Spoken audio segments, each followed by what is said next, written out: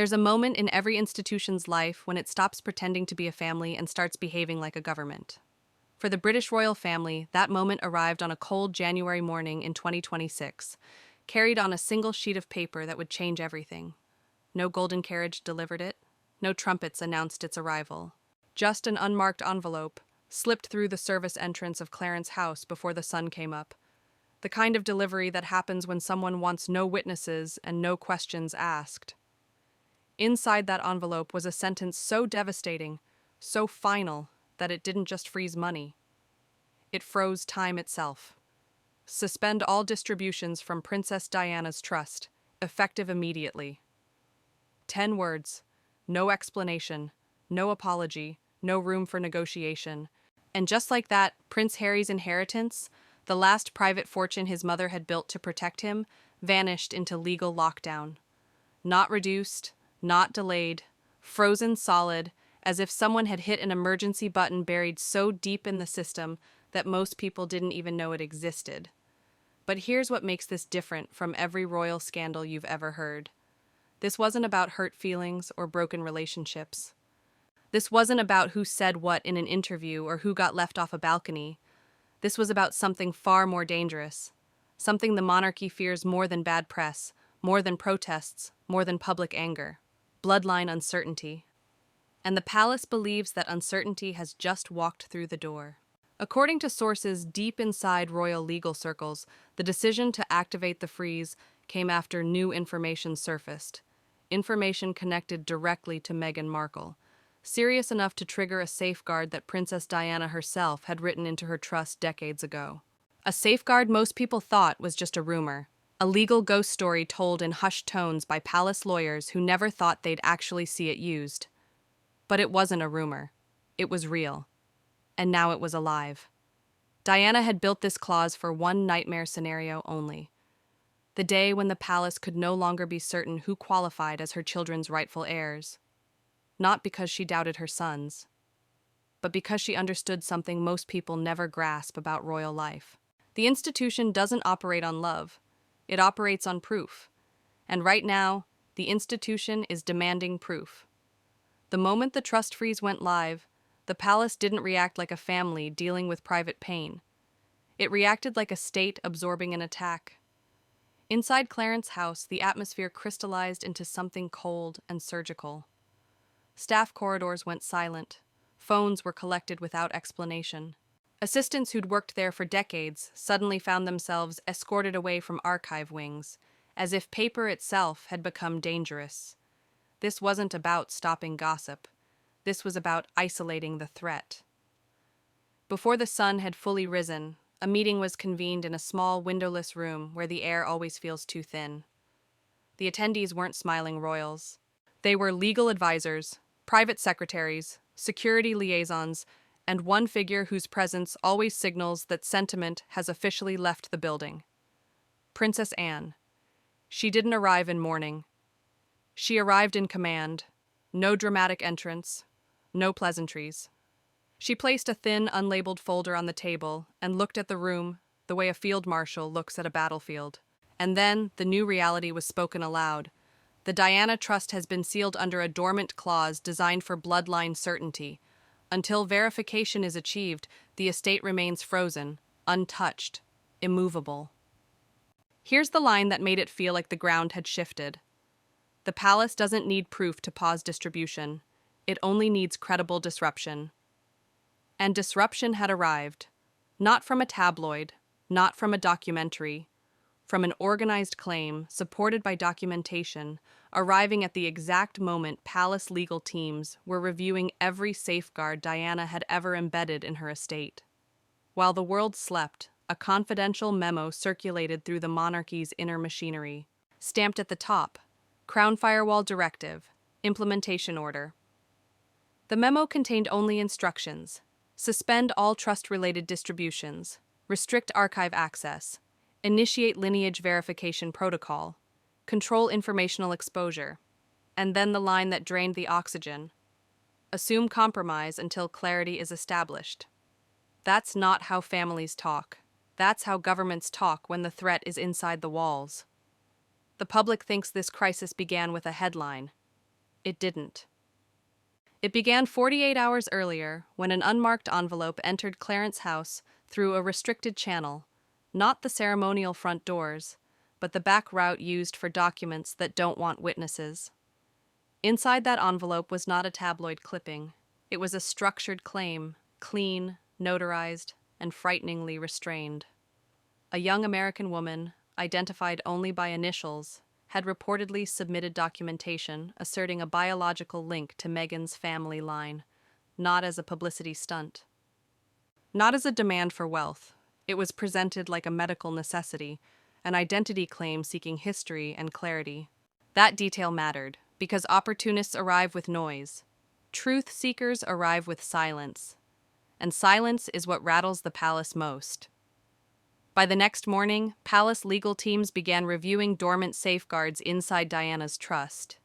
A trust clause isn't activated by emotion, it's activated by conditions. Files that hadn't been touched in years were pulled from archive vaults. Old correspondence logs were reopened. A senior aide used a phrase that sounded like a security briefing. Assume the narrative is compromised. Secure the facts. Within hours, the palace began a two-track response. One track was public-facing, stability, silence, continuity. The other was internal, verification, containment, and absolute control. In the monarchy, money is not simply money. Money is power. Money is legitimacy. Money is a pipeline connecting the past to the future. And once you suspect that pipeline could be contaminated by uncertainty, you don't wait and see. You shut the valve. The final trigger came late that night when a confidential call took place between senior legal counsel and an authorized principal. "We can't distribute under doubt," one voice said. "Then Clause 3 is live," another replied. A pause, then the sentence that ended the old era. "Freeze it before sunrise." That's how the inheritance stopped, not with scandal, with procedure. Princess Anne didn't treat the inheritance freeze like a family dispute. She treated it like a containment breach. The inheritance freeze was only the first lock. Anne's next step was the second, status control. Not theatrical shaming, but the quiet kind where access evaporates and prestige dissolves. Under Anne's supervision, palace lawyers began drafting a framework designed to prevent what insiders called legacy contamination. Titles weren't taken overnight. Instead, they were placed into procedural review, a legal limbo worse than humiliation because it suggests instability. The Duke of Sussex style became a liability. The use of royal positioning in any venture became a compliance concern. Even monograms and crests were quietly flagged. When the palace says nothing, it's often because it's writing something. And Anne was writing consequences. A private directive went out. No new patronage references. No ceremonial invitations. No proximity to official events. Harry wasn't being attacked. He was being processed. One insider described it like this: Anne didn't swing a sword. She removed the heir. And then Anne made the move that snapped the illusion. A formal notice was issued. The palace would treat any attempt to exploit Diana's legacy as a hostile act against the integrity of the trust. That language matters, because hostile turns a family problem into a crown problem, and crown problems don't end with apologies. They end with isolation. In London, the palace chose a weapon that cannot be cross-examined: silence. Not awkward silence, disciplined silence, engineered and brutally strategic. Prince William understood this.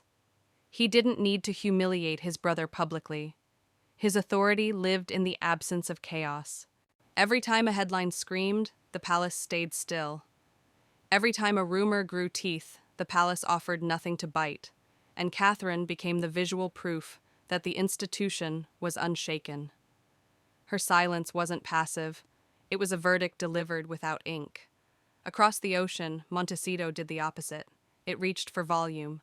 Because when your access is shrinking, your instincts scream to expand your narrative. When doors close quietly, you want noise to force them open. The strategy was predictable. Frame the freeze as cruelty, not compliance. Make William look like an enforcer of punishment rather than a steward of structure. But here's where the psychological battlefield gets deadly. The palace didn't need to win the argument.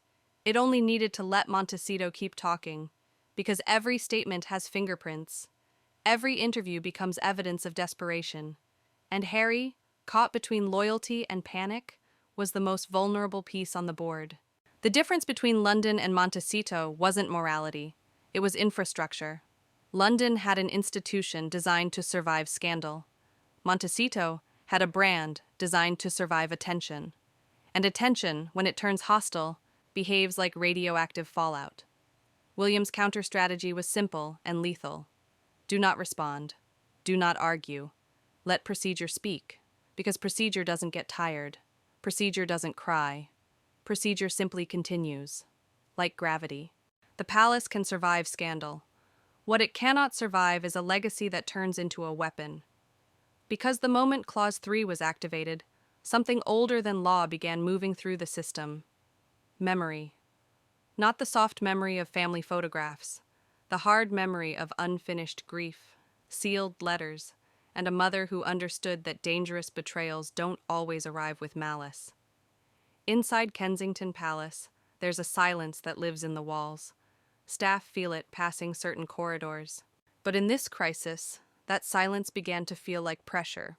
Then came the whisper. The ghost of 1997 is screaming through the hallways of Kensington Palace once again. Because Diana wasn't just a tragedy to the institution. She was an unresolved file. The letter resurfaced during a routine legal review.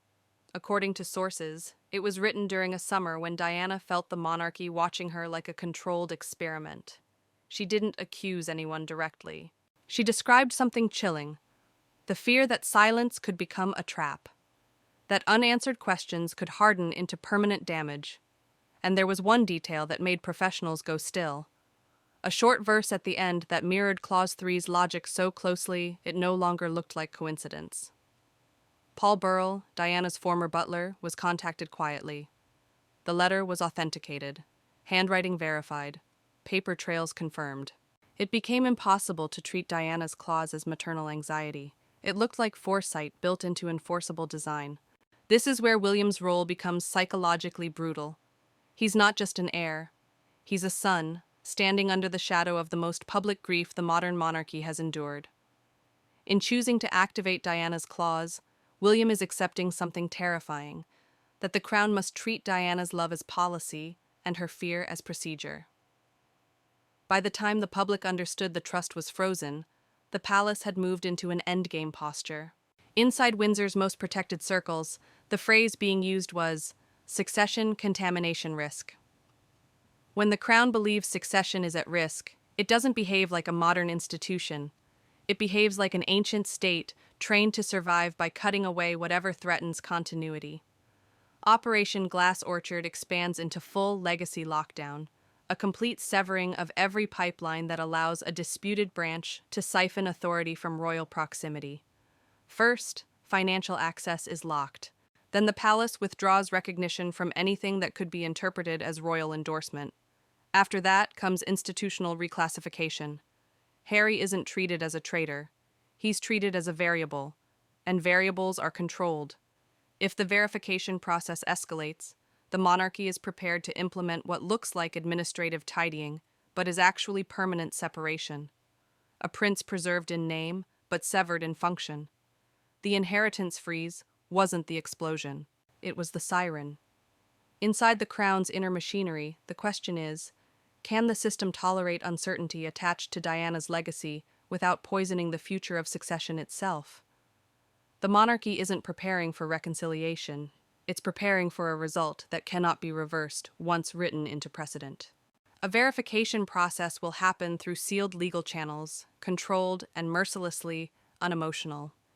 DNA claims will be treated like evidentiary submissions. Eligibility will be examined through documentation, not sympathy. The world may soon witness a prince who isn't stripped with ceremony, but diminished by definition.